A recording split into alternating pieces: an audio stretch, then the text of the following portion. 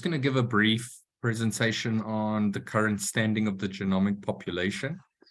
Okay, so at a breed level, currently in the genomic population is 2,437 animals, which is comprised of 2,181 ewes and 256 rams. So it's about, since the last meeting we had in March, it's about 250 animals that have been added and about 80 rams. So more rams are being added, which is good. And currently the population covers 20 flocks. So 3 new flocks have genotypes since the last meeting which was in March. And then at a flock level, you can see there, we've got 4 flocks with at least over 300 genotypes. Two flocks at the top are quite big, but those flocks with the 300 and 200, we are still expecting more genotypes from the reference population. Those 2 at the top, the majority of their genotypes have already come through. And then that 1 flock over 100, and now we've got 2 flocks that should actually be over 30, not 20. They're both about 35, 36 animals. And then 11 flocks have 1 genotype. In Willem's presentation, he indicated that we had identified 27 flocks. Those 27 flocks do not include the research flocks at Grootfontein or the flocks that participated in the original genomic population. Those of you that have biobank blood samples stored. So the 27 flocks are going to increase the number of flocks and increase the genetic linkages for the genomic population. So that's we're really looking forward to seeing the effect of that. Just to say again, we do a weekly GBLUP evaluation. I think it's running right now as we speak. Every time you guys send off a genotype to the lab, we get it back and send you a single gene and parentage report. And then also on Logix, there's a Logix DNA page under the animal information tab. You must just click that DNA and then you'll see it for that animal. Then some basic mutation statistics. These obviously change as more genotypes come in. So there's no more new carriers of DGAT have come through. The scrapie genotypes, it seems that the majority, 92%, last time it was 91%, were from levels 1 to 3. Now it's at 92%. So, and yes, it is different at a flock level, but as was discussed earlier with the different trends that we might see that, and from which flocks the different resistance levels are at. And then just for interest's sake here at the bottom, we also include that lentivirus resistance. And you can see there that the majority of the animals carry at least 1 copy of the resistance alleles. There's over about 580 animals are carrying the resistant variant, which is very good. So it seems the resistance is good for the future. Okay, parentage verification. Some of you have been receiving emails from me that we have identified a conflict and that we can change the parent. So you can see that there are currently 228 outstanding parent conflicts. There would be 270, but 40 sire conflicts have already been resolved. That's when we send you the email that we have identified the true parent, and we also ensure that that ram was on that farm at that time, because he must have progeny that were either born on the same day or days next to the day that that new animal is coming from. And then with the genomics, which you can't do with the microsatellites, is if an animal has an unknown pedigree, but you genotype all the sires, we can then identify or discover the true parent. And so far we have been able to complete the pedigree of 7 animals from having an unknown sire line to now having a known sire line. So that also makes those ram lists a bit more accurate with regards to the number of progeny that those rams have, as well as as all 7 of those animals were females. So now those rams all have more daughters that themselves also have progeny records. So it's just making the stats on the rams a bit more accurate. We don't do the dam changes, and we're going to discuss the date we want to start doing it. So the current method, as I indicated, is we identify the true parent. We email you as the breeder, and if you send us an email back saying yes, you agree with it, or you do not respond after 2 weeks, we then change and update the parentage. We only currently do it on the sire lines.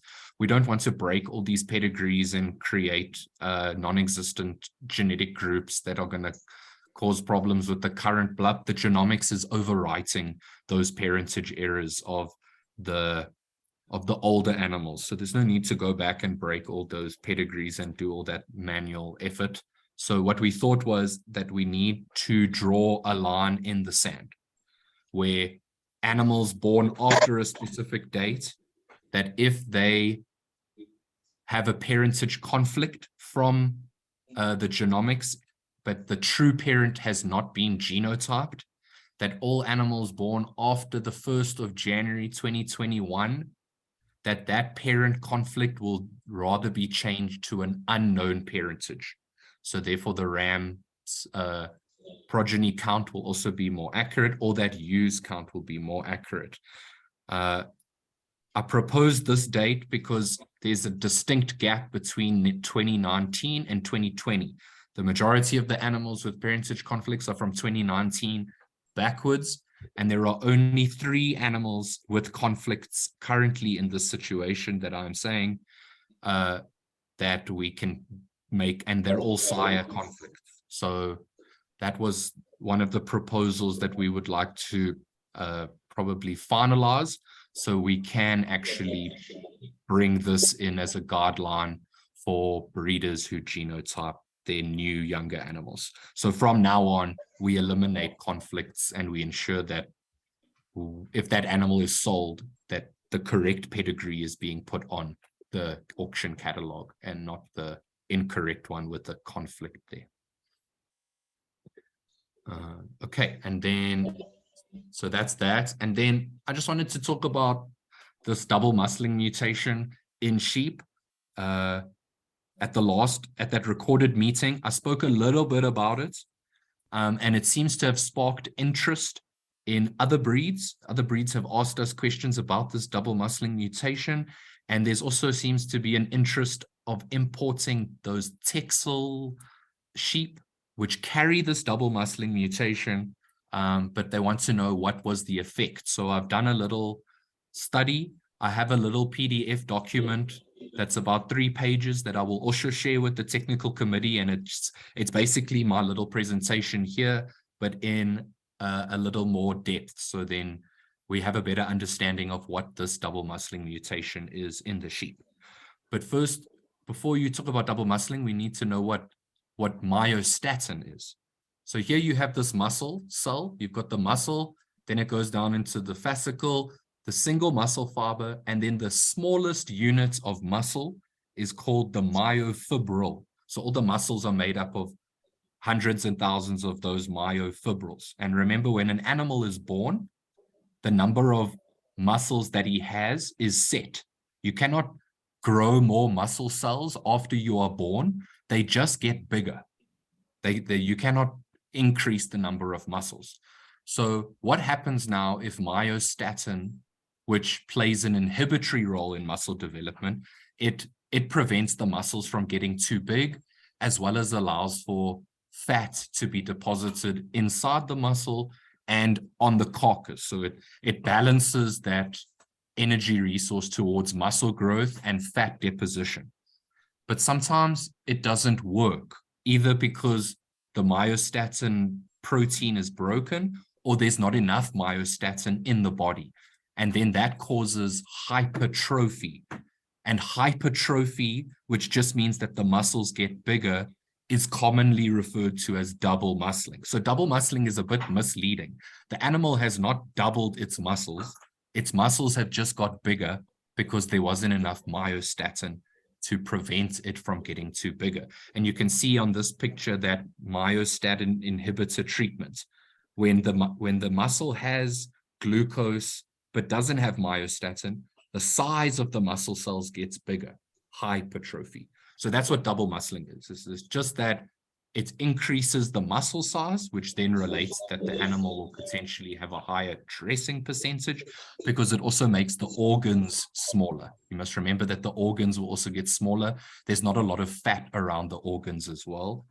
And it decreases the fat deposition, especially on the outside of the carcass around the organs, like the kidney, as well as reduces the level of intramuscular fat.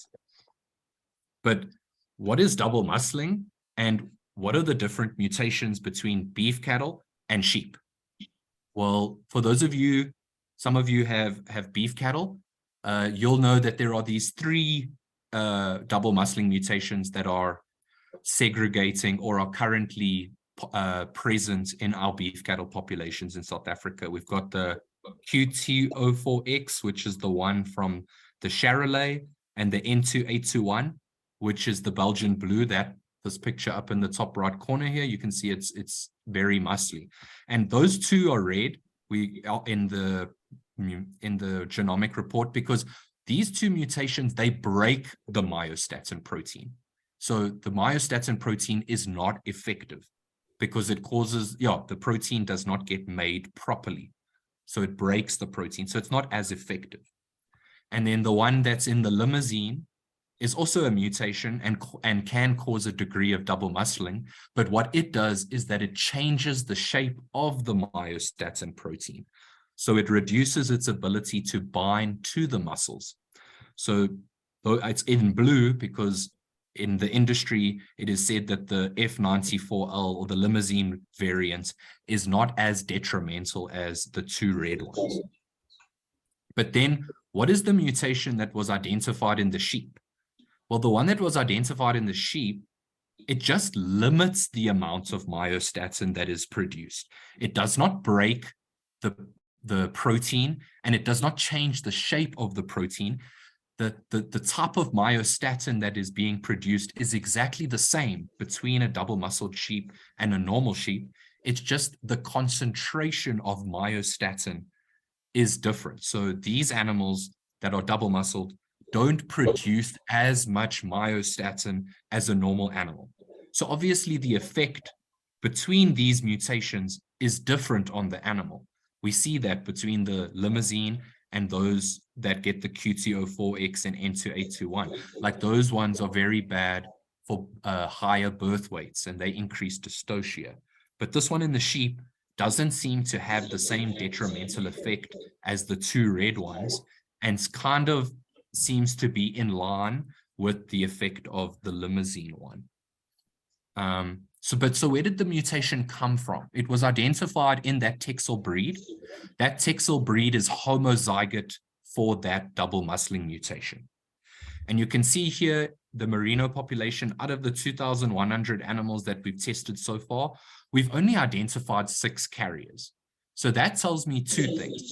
That one, that the merino breed has not been selected for double muscling, because potentially this gene would have increased in frequency if it was selected for and it showed a favorable thing in the breed.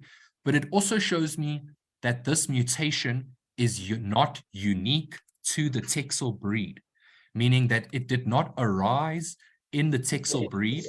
It arose in a more ancient population, and that population also gave rise to the line of merino, because unless someone has bred Texel into the merino somewhere, this mutation was already in the merino before it was identified in the Texel, which is very interesting to show that that double muscling mutation is older than the breed formation of the Texel. So it comes from somewhere, but they still haven't identified.